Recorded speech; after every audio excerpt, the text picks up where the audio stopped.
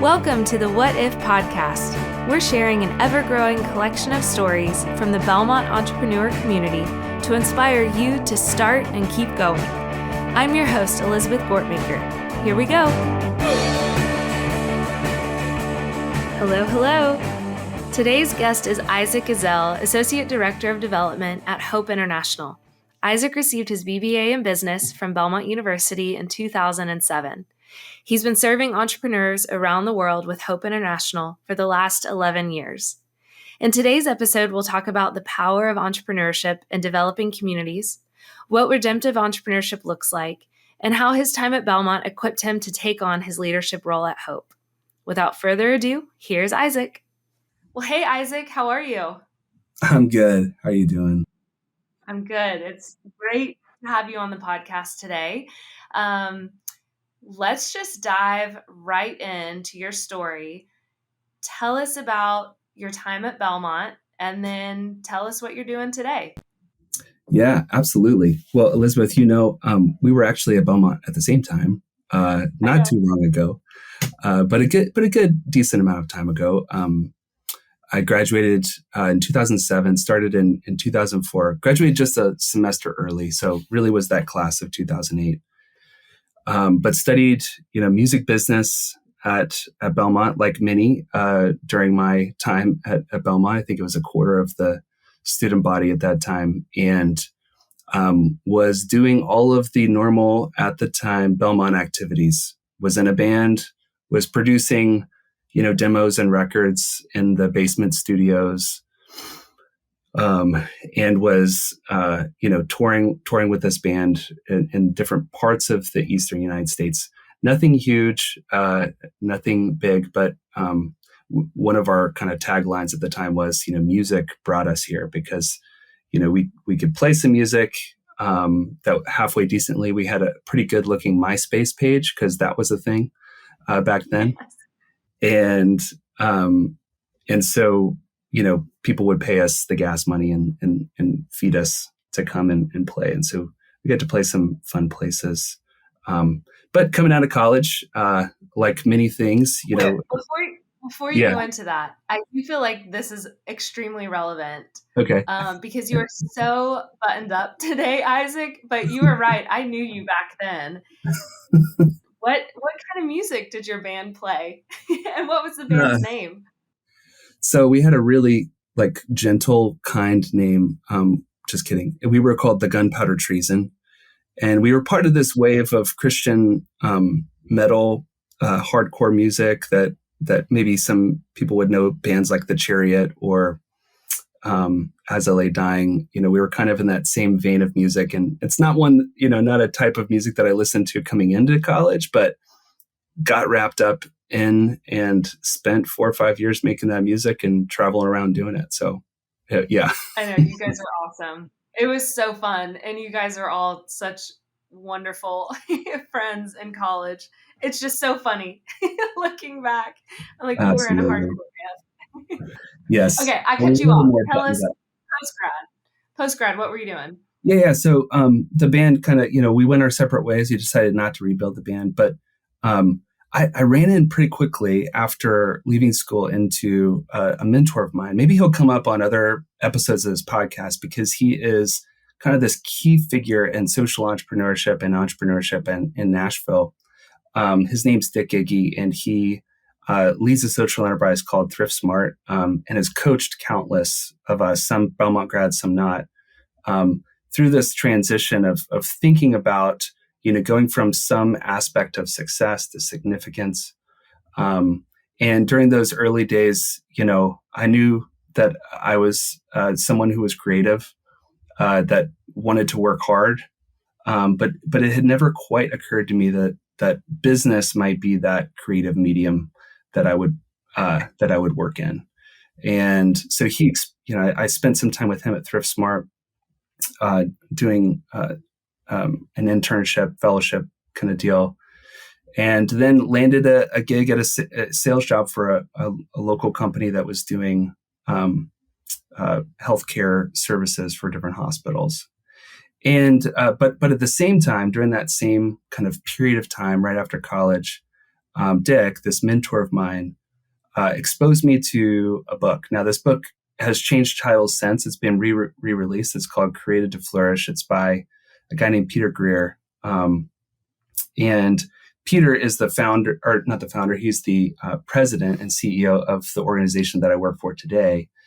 But at that time, it blew my mind to kind of think about not just creativity, in a band, writing music, or getting that great, perfect guitar sound with just the right microphone and all the setup. Not just thinking about creativity within the context of marketing and selling something, but creativity in the context of designing business models that have multiple impacts. Maybe not just a profit impact for the entrepreneur or the owner of the company, but have other tertiary positive impacts for the world. Now, Hope International, where I work today, 2 years later, after getting this sales gig, I had the opportunity to apply and ultimately was invited to join the team. Now that was about 11 years ago now. So I've been at Hope for 11 years, serving in various roles. But that kind of that generation of thinking about, or that progression of thinking about creativity, not just as something that affects music and the pure creative arts, but being something that we're using every day today. So today I help to run strategy and innovation within Hope International. When I started out, there were just a handful of staff, 30, 40 staff on the team. And today, we have much more than that. So about 850 or so staff. And so today, I get to work with entrepreneurs. These are not entrepreneurs. They have only one potential funder. That's Hope, right? They're entrepreneurs in that sense. And so they have ideas of ways to improve our impact, to improve our business models around the world. And so I get to work with them to help to steward, those ideas. And we can talk about this more at some point down the road. But I ultimately think that that ideas are kind of this starting point, this seed for creativity. And within the context of entrepreneurship, they're valuable. But they only have value if that idea is brought to fruition, right? So something I like to say is, like, ideas are cheap, meaning that you can come up with 100 in an afternoon if you're an idea person, that is, or you can pay someone to do that, right? But it is the hard work, the diligence, the testing, the refining. Those pieces are the things that make an idea actually return value, whether it's an entrepreneur kind of context, building something from the ground up with various investors, or bootstrapping it yourself, or it's an entrepreneur, someone who has a single funder possibility. And so you have to figure out how you're going to align your idea with the strategy of the organization, the impact that it's trying to have. So that's a little bit about my journey from, music creative. I still have guitars in my office here. Still, I have young kids now. We sit around the piano and play, but that is not the main gig anymore. I'm using creativity in a vastly different context at this point. I loved your explanation just there. I feel like that I should rework the explanation of this podcast, and you just did it, because it really is like the what if is the idea. And then, this podcast, every episode, we share the story of how that you actually brought that idea to fruition and that entrepreneurial journey. So let's just take a step back and introduce Hope International. For those that don't know, maybe they don't know what microfinance is, or specifically Hope International. Will you give us the introduction to Hope International's story? Yeah, absolutely. So yes, this is the place I've been for 11 years, working with my friend at our CEO and president, Peter Greer.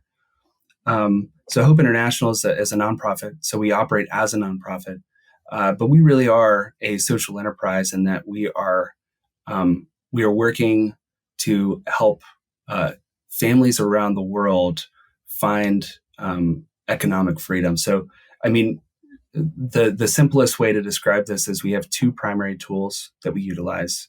One is microfinance. So we are helping individuals within the context of a group in a place like Ukraine, for instance, or in a place like Malawi, or in the Philippines. We're helping individuals gather together within the context of a group, take out a small loan. Perhaps it's a couple $100s or a few $100s, start a small business, utilizing really the ideas, the creativity of their group members, their community itself, to sharpen one another and to identify the right business opportunities around them. And then they deploy those small businesses. They might be the Amazon of their neighborhood, but they're not building an Amazon, for the world, right? So they're brokers or barters. They're buying goods oftentimes from someplace farther out in the countryside, or more centralized, depending on the product, and then they're bringing it to their small village or town. That's one of the most frequent types of businesses that we have, people operating around the world. And the other way that we work is through savings groups or savings ministries. We help churches around the globe basically start a special ministry, much like a youth ministry or a college ministry. But instead of the thing that brings people together being college attendance or being young, the thing that brings them together is this financial need to share things in common. And so they get together and they study the scriptures, and they put their money, they set up rules of how they will govern themselves, and they set money aside together for productive purposes. That they'll, maybe it's school fees, maybe it is starting a business, or maybe it's some other, house improvement or any number of things that they might want to use those savings for. So that's a little bit of an introduction to what Hope is doing around the world. We do work today in 16 countries. And these countries are across, Africa, Asia, and Latin America. And we have an opportunity to serve a lot of people as a result of that very broad reach.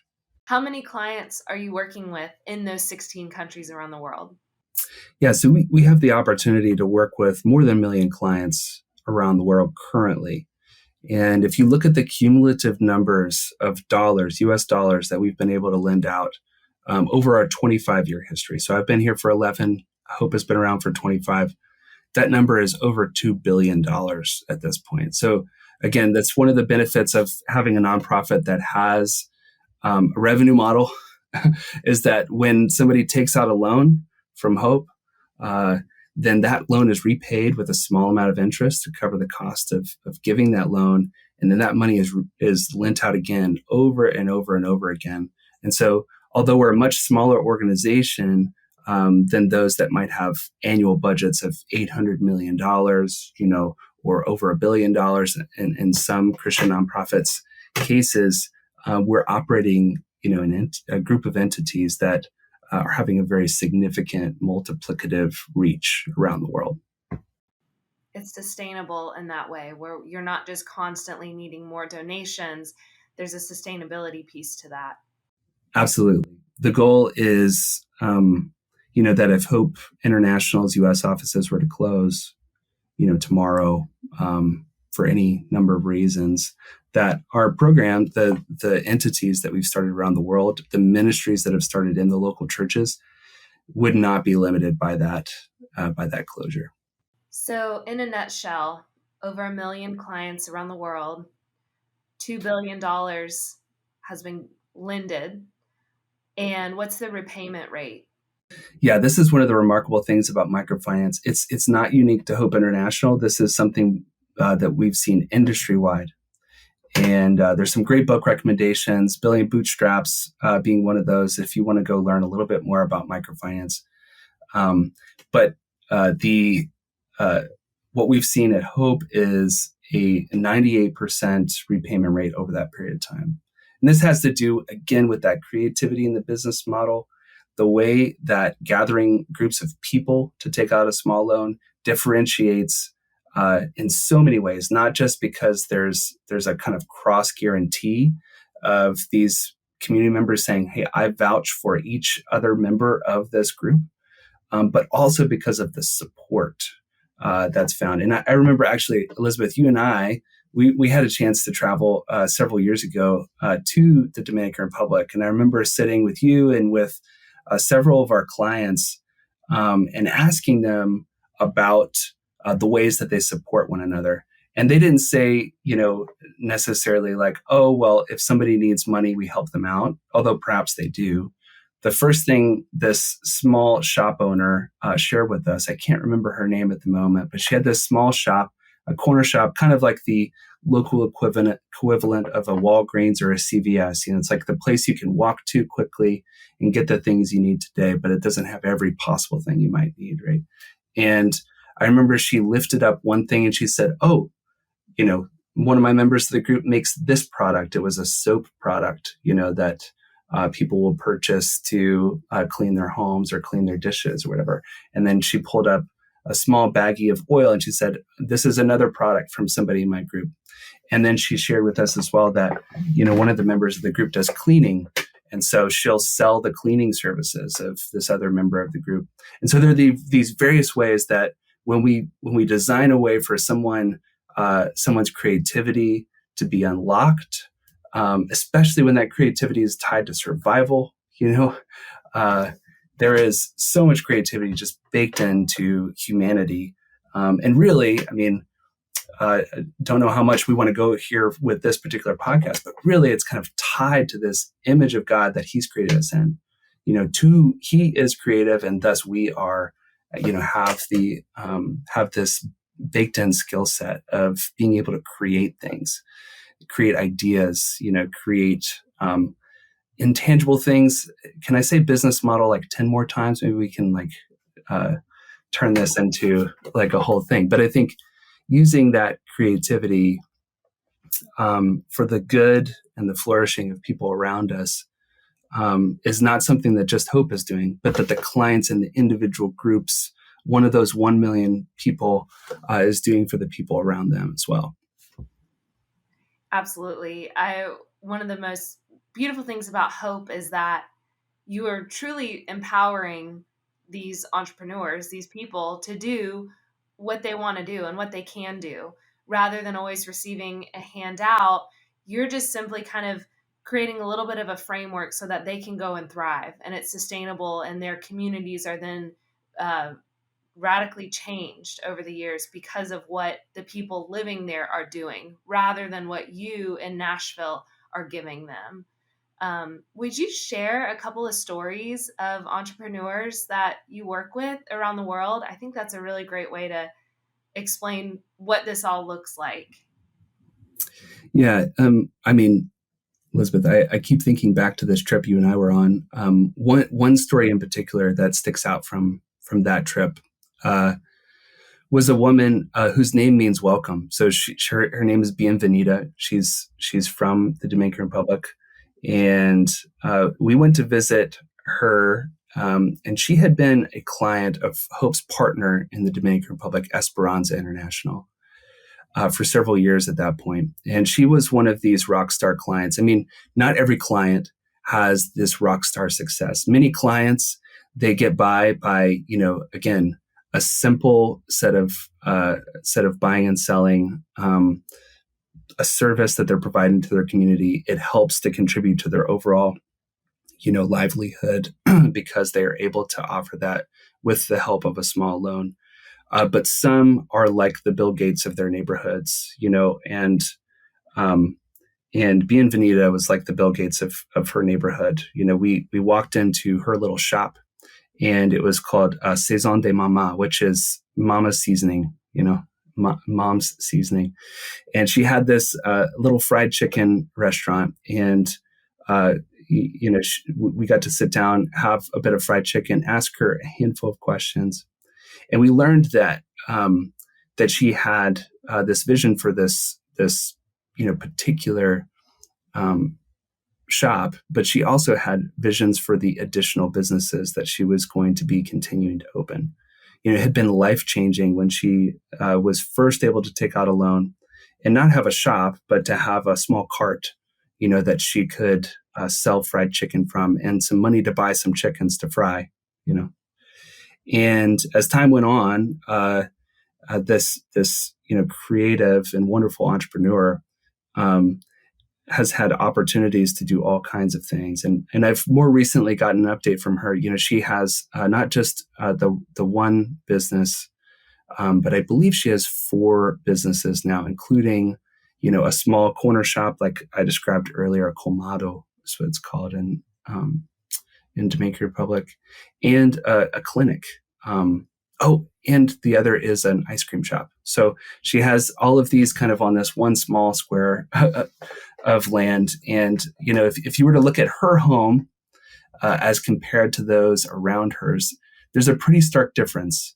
And actually, this made one of the trip members, as we were traveling together, a little uncomfortable. She had this very nice home, stucco walls, a small gate, still nothing like what you might find in the United States, but very nice as compared to the neighbors around her who had, um, much more basic, living arrangements, homes made of wood, but kind of randomly sized pieces, perhaps a tin roof, over their heads. And we asked Bienvenida about this contrast, and what I remember learning from Bienvenida is that in comparison to in the United States, where we oftentimes move out of a neighborhood as we, get more wealth, get the ability to do so, that her commitment was to her neighbors. She talked about the different people around that she employed in her businesses and about her reputation within the community as someone that others came to for advice, for support, and for help. So that, that exterior view of what was wealth in this community did not limit her ability to have an impact in that community because she was from it. It gave her a platform to speak life into those that were around her and to give wisdom where wisdom was asked for. I love her story because I believe she started with, let's say, a $25 loan for that original cart. Mm-hmm. And she was able to turn that $25 into so much more, and eventually got her storefront, her restaurant, which then allowed her the opportunity to employ other people. So it's no longer just her with her cart, but now she's creating employment opportunities for people in her neighborhood. And then because of the money she was able to make by running this business, she had stable income, her employees had stable income, and she was able to save money and send her daughter to nursing school. Is that right? Her daughter became Absolutely. a nurse or a doctor. Mm-hmm. And Yep. then now her daughter's got this successful career, which also provides immense benefit to the community. And now her daughter's future and her children. And, it's this ripple effect that goes out. Whereas what started as just $25 and one woman's dream and hard work has now impacted the whole community. And, sometimes people think, oh, it's just entrepreneurship, it's just business, whatever. But really, what can be more impactful than you taking care of yourself and you being able to take care of your children? But not only that, but you being able to create employment opportunities for other people so that they can then take care of their families and the next generation and the next generation. And that is just such a beautiful picture of some of the work that Hope has been able to do, or some of the opportunities that Hope has been able to allow other people to go and work hard. It's truly amazing, when you say like it's a sustainable way to alleviate poverty in developing communities or developing countries. That is it. It's like they now are, their lives are radically transformed because of the work they do. It gives them their own human dignity. It brings that peace back rather than I'm not able to. I think back, you may have shared this with me years ago, but there was that World Bank study. Do you know what I'm referencing? Absolutely. Years ago, the World Bank did a study of talking with people in poverty all around the world and asked them to define poverty. And the top 10 answers, this is people from all around the world, the top 10 responses had nothing to do with monetary poverty. You know, it was, I'm feeling hopeless. I don't have a family. I don't have friends. I'm not able to do what I set out to do. You know, it's just very radically different than how we in the United States would immediately define poverty. And so when you think of it in that lens, and then you think about the work Hope is doing, yes, you are giving loans and these savings and credit associations. It's definitely very based on financial models, but truly the heart of it is more the human dignity and the human flourishing, like you said, and specifically the hope found in Jesus Christ as well. Absolutely, Elizabeth. And you know, this is something, even as we're talking here, that I realize I haven't touched on, which is that at Hope, we stand on the shoulders of many great researchers and learners, you know, both in terms of theology as well as economists and others, like Brian Fickert at the Chalmers Center, and Steve Corbett, good friends of mine over there.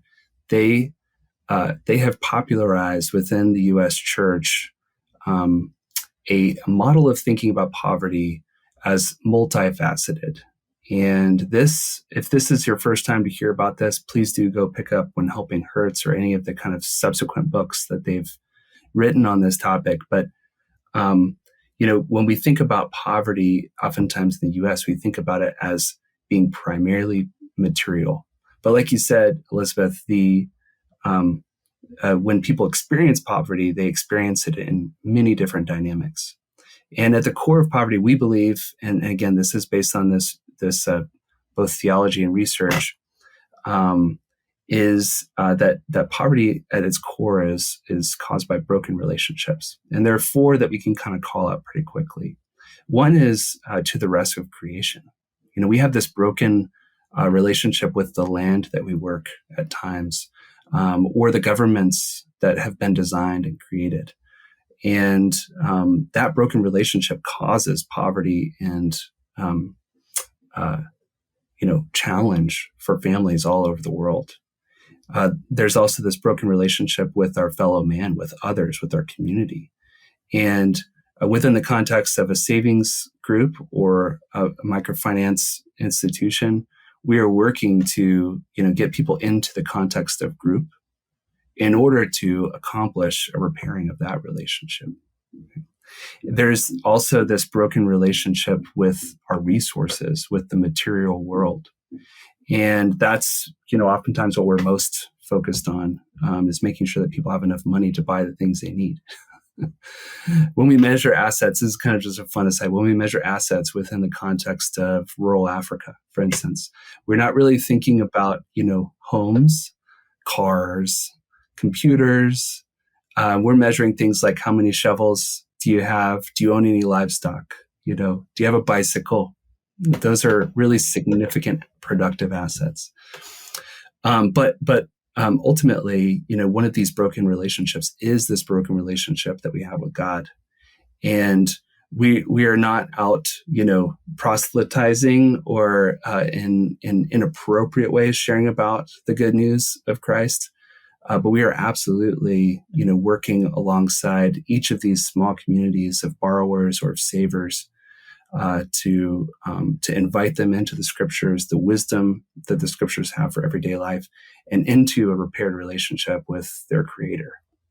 How do you guys determine where you will go? Which communities you will serve? And then when you are there, what does that look like? Are you, Isaac, going to rural Africa and setting up shop and then coming back home to Nashville? What's the structure that Hope has created? Yeah, that's a great question. So it tends to be a little bit different in terms of expansion, as different phases, are basically strategic pillars we're pursuing. So currently we have one of our three strategic pillars within our strategic plan we're pursuing is partnership. So we're actually seeking out specifically partners, those that are already doing microfinance through this Christ-centered approach, we're seeking those individuals out and finding if there are ways that we can go farther together, partner together. But we're also looking for those networks of churches. Maybe they're a denomination that's established in a country. Maybe it's a church planting network in a different place, and identifying ways that we can, again, come alongside them if they have a desire to start this novel, approach to saving together and studying God's word together. And so that's one of the most significant ways we've expanded, is identifying those mission-minded partners. And it's one of the key ways that we're looking to expand in the future as well.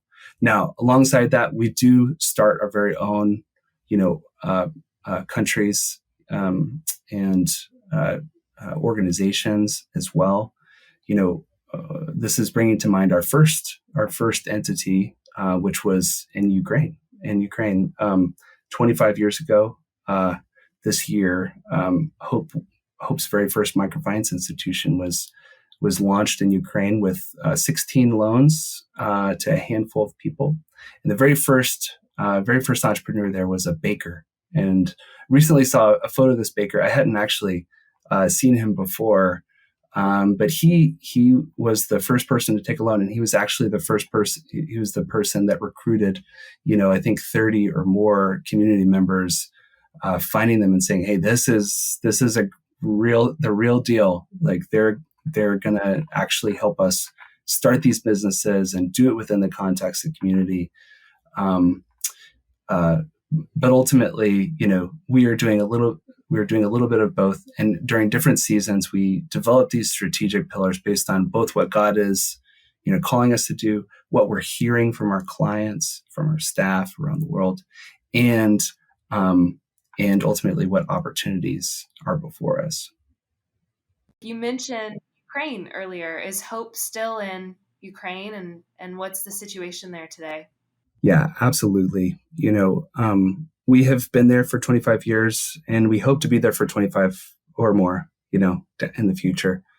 A few months ago, as kind of news was spreading around the world of the aggression of the Russian military into Ukraine, things hit a pretty hard pause on so much of our work. From the U.S. office, at least from our what we call our central service unit or headquarters. And we started focusing on ways that we could respond to what's happening. We are not an organization that deals in relief. That's not really our makeup. But within the context of Ukraine, we have strong long-term partnerships with churches there, with other groups in the country because of our extended presence. And so, we extended an opportunity for people to give towards some kind of immediate response. And also alongside that, put 3 great other friends on the website and said, "Hey, these are other great people doing relief work." What we found is that immediately we were focused on, safety of our staff and then safety of our clients. And, many of our clients are still within the last couple of weeks, they're trying to make decisions. They're in the eastern part of the country. They're trying to make a decision. Do I plant my field? If I plant too much, it might become a target of Russian military, because maybe as it grows, they want to commandeer those resources. If I plant just a small amount, I can have enough for my family, but I won't necessarily be able to sell those goods or repay a loan or whatever else. So we immediately hit pause, freezes on different loan products in terms of repayments. People are not required to make repayments or not acquiring additional interest or anything like that right now. And we expect to be able to extend one-time larger investments or grants as things stabilize at some point in the future, to these farmers and entrepreneurs to help them rebuild, what has been so tragically stolen over this time. I do remember one of the early days. I was on a call with one of our colleagues. His name's Andre, and he kind of jokingly has a very dry sense of humor and a very thick Ukrainian accent. He kind of jokingly said, we're trying to evaluate whether or not we can accept Russian tanks as collateral. And a lot of people on the call didn't quite get it right away, but pretty quickly we were all like, "Oh, wait, this is a joke," because if you saw it in the news, or perhaps you saw the memes, there were farmers quite literally, hooking up their tractors to tanks that had been abandoned, and were hiding them in barns and different things. And so there's been levity from our team there, even as they are up late nights, having difficulty sleeping at times, spending all day on the phone, praying with clients, finding ways that they can be a support from afar. And it's been very challenging, but we're grateful to have just the opportunity and the presence there to make an impact, we hope, in this current moment. And we look forward to when this conflict is over and when we can be a very active participant in helping our local partners, local individuals, clients, to rebuild in the future. How do you navigate those challenges? I know this isn't the first time, thinking just through your leadership and through the structure of supporting your staff and working with staff and supporting the person and the people that you have in all these countries. I guess, how do you guys do that and equip people to persevere throughout very challenging seasons?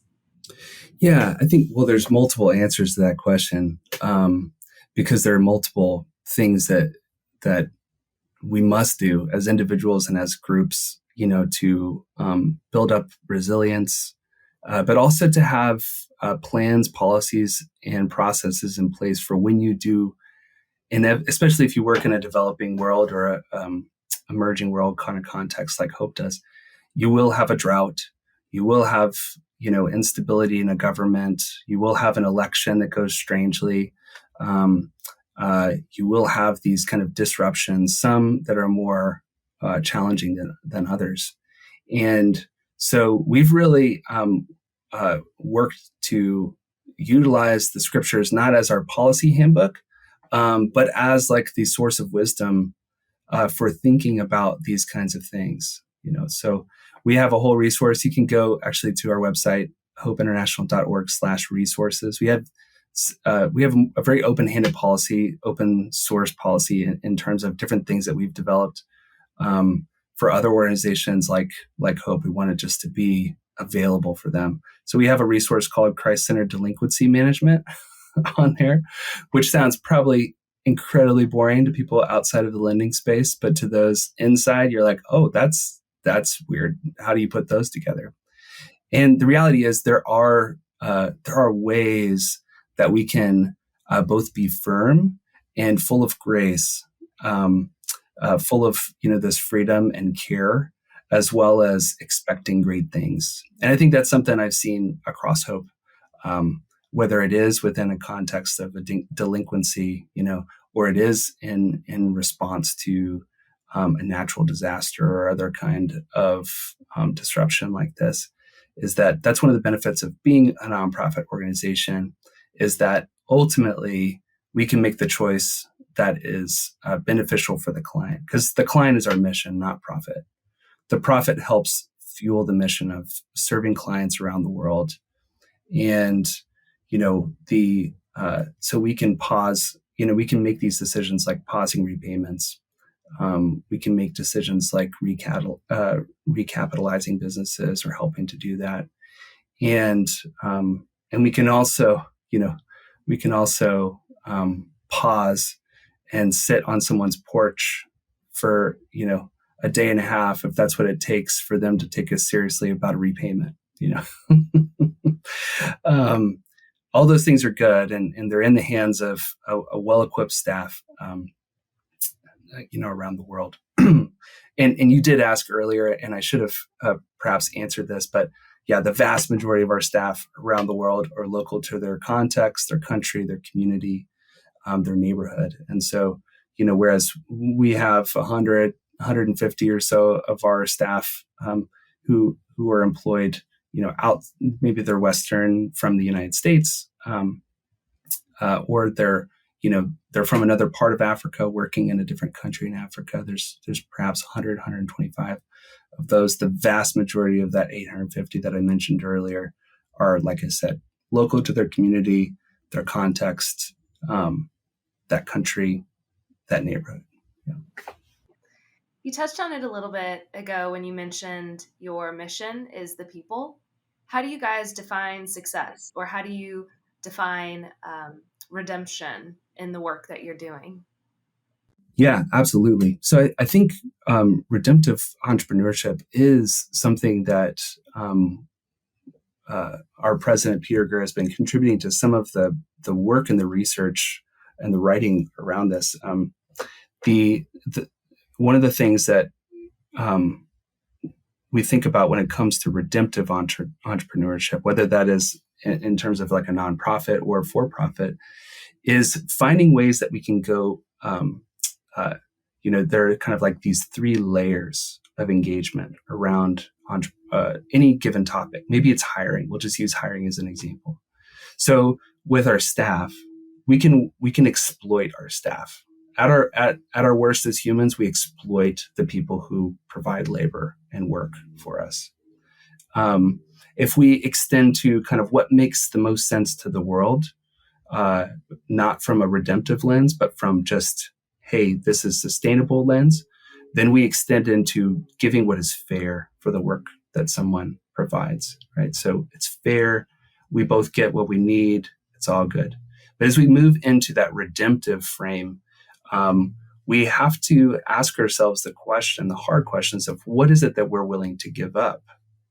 Maybe it's our comfort. It might not actually be additional money within the context of, staff, working with our staff. But it might be a willingness to sit in limbo while someone is considering another opportunity, within the organization. Or maybe giving a little bit more freedom on work hours or other things. So we can't make the decision on every possible thing, but we like to use this frame to consider how we are not just doing what's fair, and absolutely not exploiting those that are engaging with us as clients around the world or that are on our staff. But what are the ways that we can sacrifice as an organization or as self to be a part of the redemption, of the reimagining, of the redeeming and the regrowing of things that have been exploited, quite frankly, in the past. I mean, if you think at the core of the microfinance model is basically flipping the exploitation to redemption, because in many of the communities where we work, the alternative is a very abusive, empowering. I mean, think mob bosses and mob movies, loan sharks, people who are intimidating and who are, giving you just enough to get by for today, but ultimately trapping you in indebtedness. And the goal of our programs, and this is not necessarily every microfinance institution, is not just to return a fair deal to our clients, but it is to extend to beyond that, to this redemptive lens. So some of the ways just like practically that we do that are absolutely in the terms on the loan. So we have developed ways to provide a little bit more flexible terms, like so amount of time, amount of like the amount of the loan, those kinds of things. But we've worked really hard and learned from our partners like Esperanza and the Dominican Republic about other complementary services that we can provide to the recipients of our loans. And so, in the Dominican Republic, Esperanza will have dentists come in to a community where they have loan recipients. First people that get to see this dentist for a free checkup, as a complimentary service to them, are those clients, and then they extend it as an outreach, to the community as well. And so we found that there are other ways that Hope is able to be this conduit of other types of what we call complementary services. Again, it's like you get it in a part because of this partnership that you have with Hope or with our local partner. And so you feel like you're earning it, right? It's not necessarily just a free gift. So there's some dignity in that, but we are giving more than we have to. And if you think about the for-profit microfinance industry, it is by no means like a terrible thing or whatever else, but the focus tends to be on a fair, or even to some degree, it could be, if they don't have the right controls in place or the right goals and objectives, it could even be, veering on exploitative as well with their clients. So that's how we apply that. And I think there are many ways that we apply it to various types of situations. And one of the beautiful things is that in the scriptures, there are so many examples of God playing this out, whether it's with Ruth, she has no person to care for her physical needs in a very patriarchal society. And, God provides within the law an opportunity for her to go into the fields and pick up what's left over after they've been harvested. But then ultimately, that's what's kind of given by the letter of the law, is that they should do that. But ultimately, there's this other character who comes in, is able to step in and give her so much more than what she necessarily has to have, or what's fair for her. And so we often are utilizing these different stories where we see this redemptive arc taking place as examples to help us consider how we might apply something in a different situation.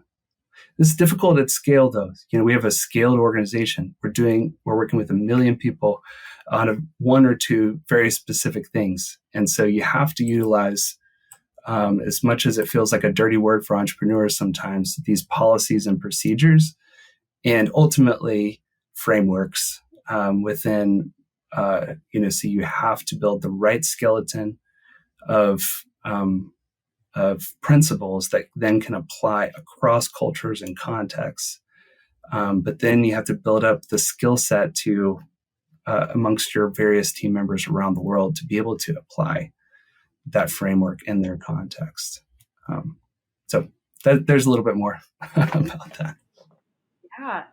Tell us a little bit more about your role currently and what, how your position has changed over the years and what you're currently doing within the organization.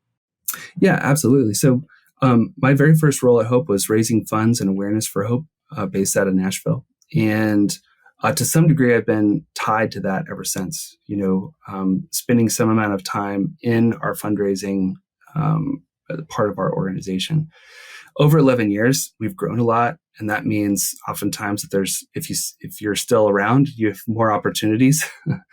And so I mentioned this a bit earlier, but so today I spend, a good portion of my time basically working on encouraging those entrepreneurs, the innovators, and helping put the rails on the track, if you will, so that they know what are the next, deliberative things that they need to do to take their idea from an idea that's not worth very much to something that really is providing value to them, to the organization, and to our ultimate, objectives of serving families that live in underserved communities. So that's a big piece of that. The other big piece is helping to ensure that our strategies, in particular on the fundraising side, but both marketing and development, are aligned in serving the overall mission of Hope.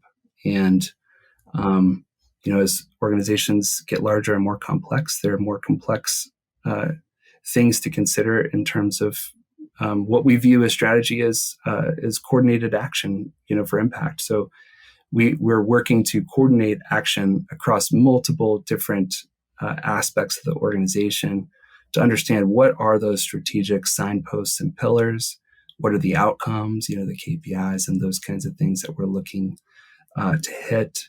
And it's a wonderful dance, not all that different from coordinating a band of 5 guys and trying to get them on the road with the right equipment to a location in Michigan somewhere, and load out at just the right time, not knowing exactly what's going to happen when you get there. It's a similar activity in that this coordinated activity, what we're trying to achieve, it takes work to like get everybody on the same page and then to kind of galvanize everybody around it.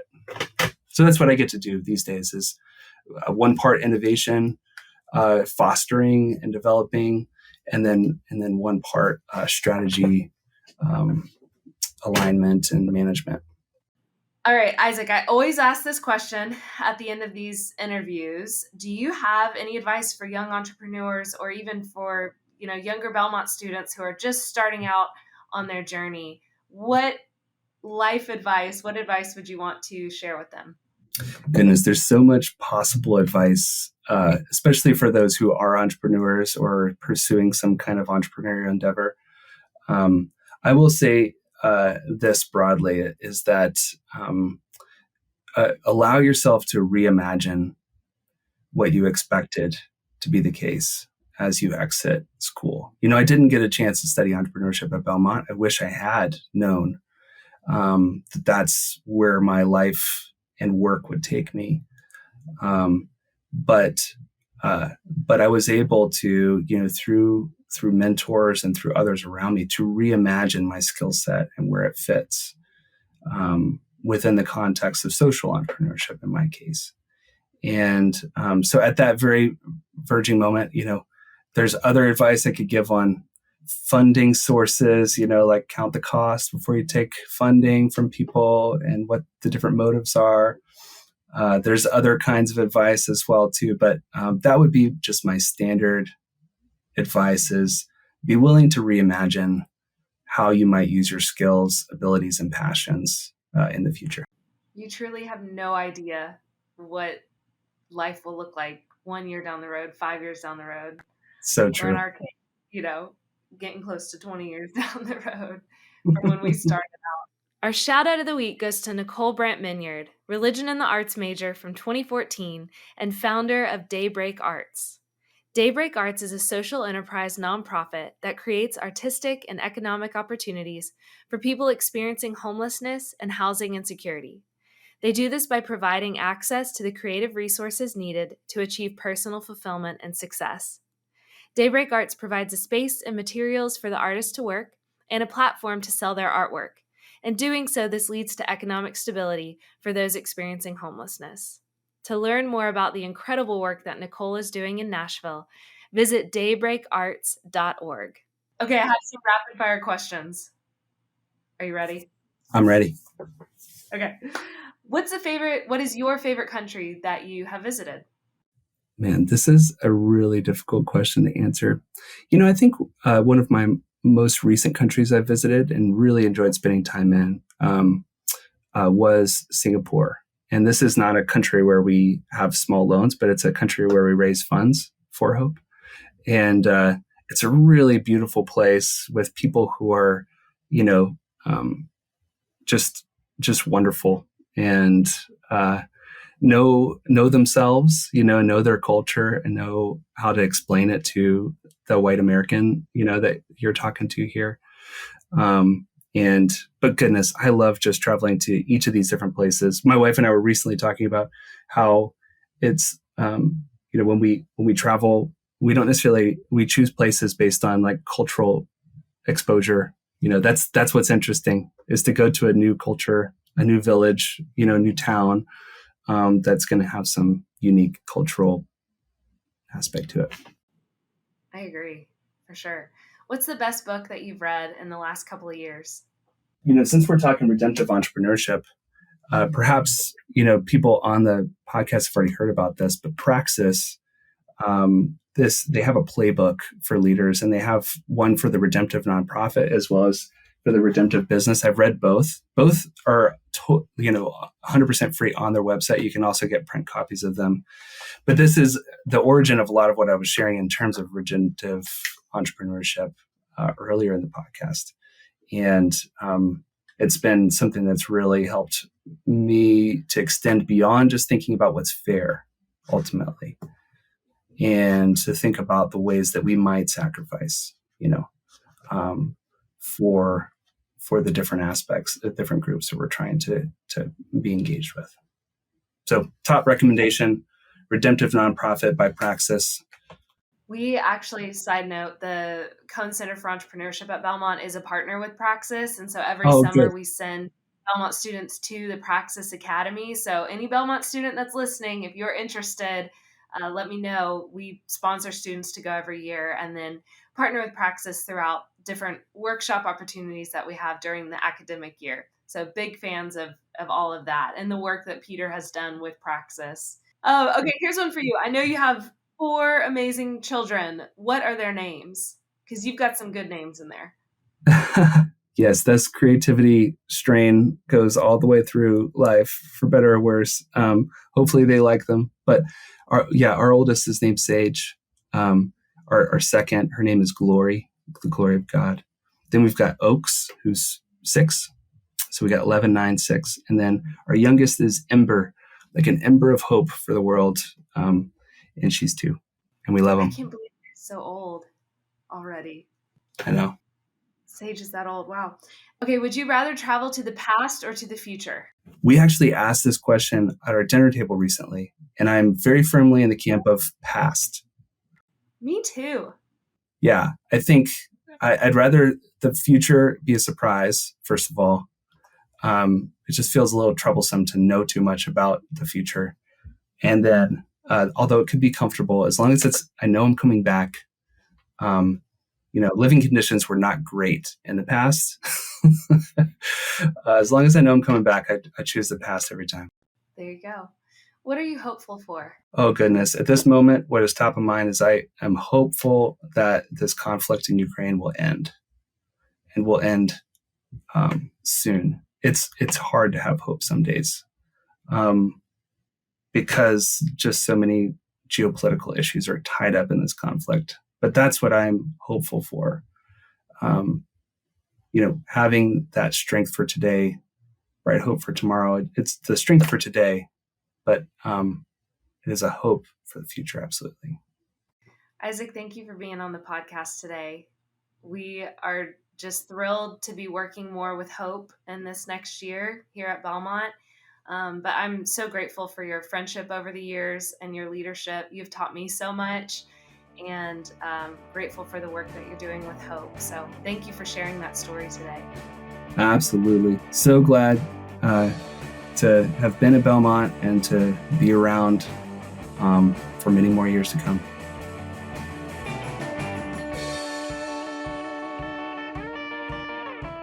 Thanks for listening. What If is produced by Old Soul. For links and show notes, please visit belmontetp.com/whatif. Until next time, keep asking what if.